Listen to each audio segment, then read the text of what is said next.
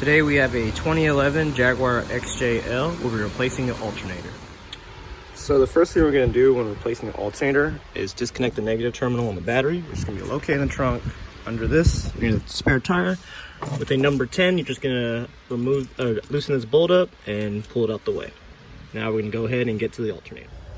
So to replace the alternator on this Jaguar, first thing to do is remove the cover under here.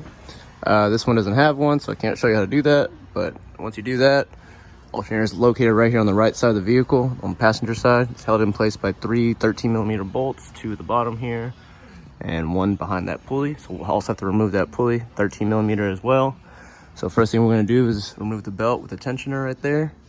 You're just going to use a 3/8 ratchet and pull forward to release the tension. So we're going to go ahead and do that, remove the belt.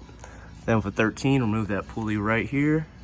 That's covering the bolt right above the alternator right there. So we're gonna go ahead and do that and get that out and get ready to put the new one in. Yeah.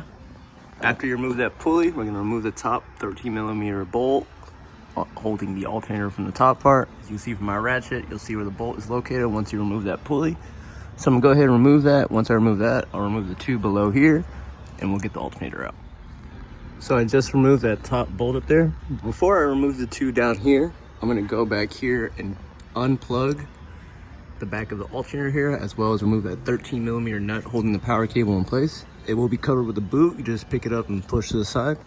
So go ahead and remove these 2 first, and then we'll take these 2 bolts and get it out.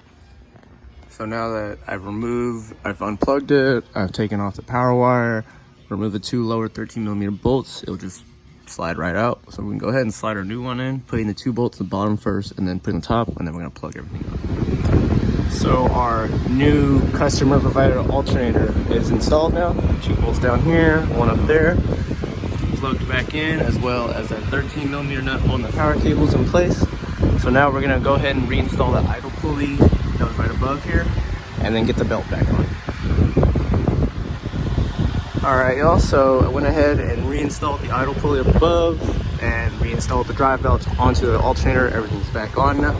So pretty much all we're going to do is reconnect the battery, check the charging system, making sure it's charging correctly, and we'll be done. So thanks for watching y'all. Please like and subscribe. More videos to come.